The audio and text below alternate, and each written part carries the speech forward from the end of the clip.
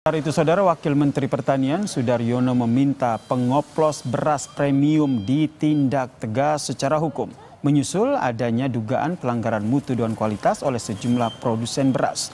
Tindakan tegas menurut Sudaryono perlu dilakukan tidak hanya ditunjukkan untuk pelanggar, tapi juga sebagai pesan kepada yang lain agar tidak melakukan tindakan serupa. Sudaryono menyebut ada 212 merek dan juga perusahaan yang sedang ditangani polisi.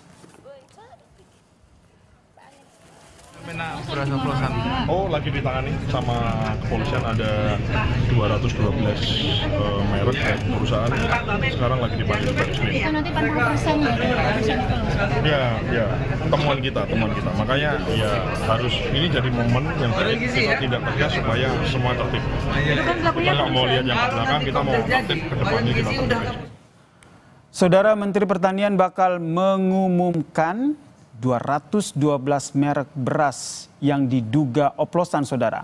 Potensi kerugian negara pun tidak main-main, tercatat ada 99 triliun rupiah. Lantas mengapa ini bisa terjadi? Kami membahasnya bersama dengan anggota Komisi 4 DPR dari fraksi PKB, Mas Daniel Johan, dan juga pengamat Asosiasi Ekonomi Politik Indonesia, Mas Kudori, yang telah bergabung bersama kami di Kompas Petang. Selamat petang semuanya. Ini baru bergabung Mas Kudori, nanti juga akan menyusul Mas Daniel. Ini saya ke Mas Kudori dulu. Ini Mentan secara mengejutkan begitu, mengumumkan ada 212, jumlah yang sangat besar begitu, merek yang terlibat beras oplosan. Ini menurut Anda sesuatu hal yang mengejutkan atau sebenarnya ini kasus lama yang baru terungkap sekarang? Ya, ini juga pertanyaan saya ya. Saya nggak tahu yang disampaikan Pak Menteri itu ini kasus lama atau kasus baru. Karena apa? Karena kalau kasusnya tahun ini sepertinya nggak mungkin. Kenapa? Karena sampai hari ini penyaluran beras SPHP itu baru 180.000 ton. Itu dilakukan Januari awal tahun ini dan minggu pertama Februari tahun ini. Nah, sejak itu SPHP tidak disalurkan. Karena alasannya produksi melimpah, panen lagi melimpah. Baru 1-2 hari ini SPHP kembali disalurkan. Jadi pertanyaan saya adalah, tuduhan mengoplos itu yang SPHP kapan? Dan penting untuk diketahui oleh publik bahwa SPHP yang sekarang itu berbeda dengan 2 tahun terakhir ya, 2023-2024, yang ada kemasan dalam jumlah besar, kemasan 50 kg.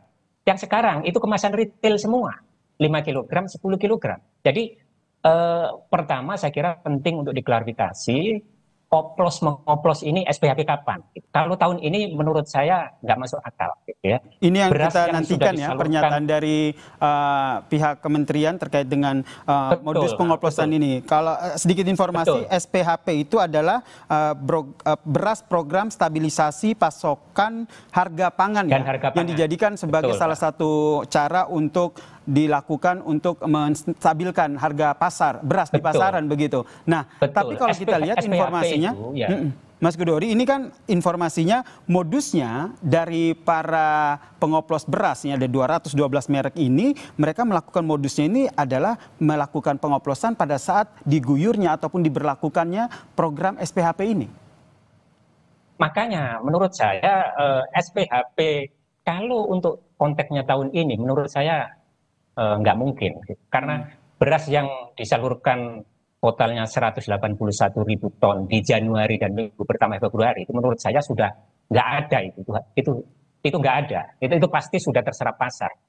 Nah baru 1-2 hari ini ada penyaluran lagi walaupun masih kecil ya. Nah barangkali ya, dugaan saya ini adalah kasus 2023-2024 yang memang waktu itu ada kemasan 50 kg. Kemasan-kemasan besar ini penyalurannya waktu itu adalah menggandeng pedagang, menggandeng penggilingan. Ini mungkin ada karena pengawasannya tidak begitu ketat, pengawasannya tidak begitu menyeluruh. Penyimpangan sangat mungkin terjadi, termasuk yang disampaikan Pak Menteri ada kerugian 99 triliun itu terus terang nggak nggak tahu itu dari mana, hitung-hitungannya dari mana. Nah, itu yang pertama ya. Pertama saya kira penting diklarifikasi ini kasusnya kapan. Yang kedua, ya, menurut saya kok nggak bijak kalau pedagang yang punya merek itu diancam-ancam akan dibuka mereknya, akan dibuka perusahaannya. Ini kan masih proses awal, ya, proses awal yang berlangsung di Satgas Pangan. Belum tentu kalau proses ini berjalan dan selesai, belum tentu mereka itu salah, ya. Belum tentu mereka salah. Kalau ini sudah dibuka, sudah dibeber namanya, mereknya segala macam, menurut saya kok nggak bijak. Meskipun ini kalau kita lihat kerugian konsumennya, Mas Kudori ini tidak main-main loh, tercatat 99 triliun. Dan kalau kita lihat informasi yang beredar di publik, sebenarnya kan Satgas Pangan sendiri sudah periksa 4 produsen besar begitu, di balik 212 merek ini. Iya, merek pemilik merek perusahaan besar itu tuduhan yang disampaikan sampai hari ini itu kan 3 temuan itu kan, mengurangi volume, menurunkan kualitas, dan menjual di atas HET. Oplosan itu temuan yang berbeda saya kira. Nah, apakah ini menjadi bagian juga yang dialamatkan kepada mereka? Terus terang saya nggak tahu. Tapi menurut saya pemerintah sebaiknya jangan menggunakan pendekatan keamanan seperti sekarang. Ini kan yang terjadi sekarang, pengusaha itu diancam, pengusaha itu semacam diteror gitu ya. Sehingga yang terjadi adalah ketidakpastian berusaha. Menurut saya ya, jangan tarik-tarik polisi itu menjadi polisi ekonomi. Karena apa? Karena ini sebetulnya kalau kita lihat di Kementerian Perdagangan, itu ada Direktorat Jenderal Tertib Niaga dan Perlindungan Konsumen. Ini ranah mereka loh. Oke. Saya nggak tahu, ini selama ini Direktorat Jenderal ini apa yang dilakukan. Jadi Anda mendorong Mentan tidak hanya bekerja sendiri dalam mengungkap ini, harus berkoordinasi dengan kementerian lain termasuk Kementerian Perdagangan? Justru saya kira penting untuk mendorong Kementerian Perdagangan yang ada di depan, bahwa kalau dari penyelidikan Direktorat Jenderal Tertib Niaga dan Perlindungan Konsumen ini ditemukan indikasi pidana, indikasi kecurangan segala macam, baru diserahkan ke polisi. Itu saya kira pendekatan yang jauh lebih bijak gitu. Nah, sekarang ini kan belum apa-apa sudah Satgas Pangan, belum apa-apa sudah kejaksaan gitu. Padahal ini kan masih proses awal, belum tentu loh mereka itu salah gitu. Dalam proses nanti penyelidikan, pemeriksaan dan seterusnya itu kan ada klarifikasi, ada proses pembuktian ulang dan seterusnya kan gitu. Yang bisa jadi hasilnya tidak seperti yang sudah muncul di publik sekarang gitu. Yang sekarang ini kan seolah-olah para produsen ini kan udah divonis bersalah gitu. Itu menurut saya nggak bijak. Mas Kudori, kita juga sudah bergabung bersama kami, Mas Daniel Johan, anggota Komisi 4, fraksi PKB. Mas Daniel. Yo, selamat sore. Sorry Mas, lagi di mobil nih. Baik, ini yang ingin saya konfirmasi pertama nih, dari Komisi 4 sendiri sudah dapat informasi belum nih bocoran nama 212 merek beras oplosan yang kata Mentan sih nanti akan diungkap ke publik? Ya, baru disampaikan secara informal, tetapi kita tunggulah bahwa secara formal pemerintah akan mengumumkan. Tetapi saya sepakat ya tadi yang sudah disampaikan oleh Pak Kudori bahwa seluruh tindakan kecurangan itu memang harus ditindak dengan tegas, tetapi tentu dengan bukti yang valid sesuai dengan peraturan yang ada, ya. Sehingga jangan sampai justru ini menimbulkan kepanikan dari konsumen maupun tidak adanya kepercayaan konsumen terhadap produk-produk yang ada beredar di pasar, termasuk tidak ada kepercayaan terhadap para produsen, ya. Tetapi kita minta pemerintah melakukan evaluasi secara menyeluruh, karena kita sempat Komisi 4 sempat ramai sebenarnya dari seminggu lebih yang lalu kita sampaikan bahwa kita pertanyakan ya mengenai apa yang sudah disampaikan oleh pemerintah mengenai beras oplos ini, bahwa ini baru diketahui atau memang sudah dari dulu, sehingga kan ada kelemahan pengawasan ya. Nah, sehingga jaminan terhadap hak konsumen itu benar-benar harus ditegakkan. Kita harus mengevaluasi seluruh tata kelola dari distribusi pangan, apalagi pangan kebutuhan pokok itu menjadi hal yang sangat fundamental bagi masyarakat ya. Mas Daniel, Jadi evaluasinya seperti apa? Karena ini nggak main-main loh, ini kerugian konsumen ini besar sekali, 99 triliun.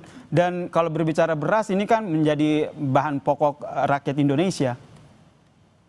ya, pertama adalah tentu secara undang-undang dan peraturan kita sudah cukup lengkap ya. Tinggal pelaksanaan dan pengawasan dari undang-undang dan peraturan tersebut harus dilakukan benar-benar dikawal dengan baik oleh pemerintah. Yang kedua adalah kita harus mulai mendorong adanya ketelusuran dari pangan ya. Nah, sehingga tata kelola ketelusuran itu juga menjadi penting yang saat ini belum dimiliki oleh pemerintah. Nah, yang ketiga tentu kita minta menteri, karena ini sudah beredar di konsumen, artinya ini menjadi tugas pokok dari Menteri Perdagangan sebenarnya ya. Menteri Perdagangan punya mekanisme bersama Satgas Pangan tentu ya. Kita ingin memastikan bahwa seluruh produk pangan itu kualitas dan ukurannya itu memang terjamin sehingga hak konsumen itu tidak dirugikan. Hak konsumen tidak dirugikan. Menurut dari Mas Daniel sendiri ini sepengawasan yang dilakukan oleh Komisi 4 DPR dari 212 merek beras yang diduga oplosan ini, apakah ada juga permainan-permainan dari mafia beras? Ya, tentu ini bagian dari tindakan mafia beras yang menyiasati peraturan dan yang pelanggaran terhadap peraturan dan undang-undang ya. Tetapi kan mafia beras itu puluhan tahun selalu kita sebut dan selalu momentumnya keluar. Artinya kan kenapa harus berulang, sehingga harus selama pengawasan melekatnya itu ada, seharusnya persoalan mafia yang sudah dari puluhan tahun disampaikan itu nggak selalu berulang setiap tahun. Nah, ini kan juga menjadi kelemahan evaluasi bagi aparat dan kementerian terkait seharusnya. Mas Daniel juga sudah dapat informasi. Ini kan kalau kita lihat, saya lanjutkan dulu. Kalau kita lihat ini kan Satgas Pangan sendiri sudah periksa 4 produsen terkait dengan kasus dari beras oplosan ini. Sudah dapat informasi itu, Mas Daniel, terkait dengan 4 perusahaan besar ini? Ya sudah, bahkan sudah beredar di media kan itu. Sudah dapat informasi itu ya, Mas Daniel ya? Ya. Singkat saja ke Mas Kudori, apa yang menurut Anda harus dilakukan oleh Kementerian Pertanian, bahkan juga berkoordinasi dengan Kementerian Perdagangan, agar masyarakat tidak khawatir begitu? Karena beras oplosan ini kerugian negara, kerugian konsumen, gak main-main, 99 triliun. Saya kira tadi Mas, pastikan ya, oplosan ini kapan? Kalau konteksnya itu tahun 2023, 2024, kenapa baru diomongkan sekarang gitu ya? Bahwa ini sebagai warning untuk penyaluran SPHB yang akan berjalan sekarang, oke, gitu ya. Makanya ciptakan mekanisme supaya proses penyaluran itu tidak ada peluang untuk perilaku moral aja. Nah, yang tidak kalah penting saya kira kalau dikaitkan dengan tuduhan yang 3 tadi itu ya, mengurangi volume, menurunkan kualitas, menjual di atas HIT, itu menurut saya kok penting untuk kita cerna bareng-bareng. Kenapa? Karena prosentasenya itu nggak kecil, nggak main-main. 88% gitu. Ini kan kalau dianggap kejahatan, ini kejahatan berjamaah loh. Menurut saya kok agak aneh gitu. Baik. Sekian ribu pelaku usaha itu melakukan kejahatan berjamaah. Kalau tidak ada pendorong, dugaan saya justru karena kebijakan pemerintah yang memang tidak baik, itu yang membuat mereka terpaksa melakukan akrobat seperti ini. Karena apa, Mas? Baik. Kalau kita cek ya, sejak ada Badan Pangan Nasional, ya, harga pembelian pemerintah gabah kering panen itu dinaikkan 3 kali di tingkat petani ya. Itu kenaikannya kalau kita akumulasikan 3 kali itu 47%. Kenaikan harga eceran tertinggi beras itu baru 2 kali gitu. Dan untuk harga beras premium HET-nya itu hanya 16%.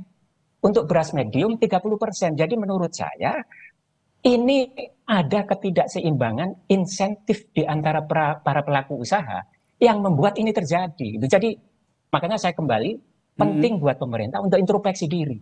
Baik, kita nantikan ya bagaimana akhirnya pemerintah melakukan investigasi ini ya. Mas Gudori, ini yang kita patut tunggu, apakah Mentan juga jadi mengungkap 212 merek beras yang diduga oplosan karena kerugiannya nih terhadap konsumen 99 triliun. Terima kasih Mas Gudori, pengamat Asosiasi Ekonomi Politik Indonesia, dan juga tadi bergabung bersama kami anggota Komisi 4 DPR fraksi PKB Mas Daniel Johan. Salam sehat semuanya.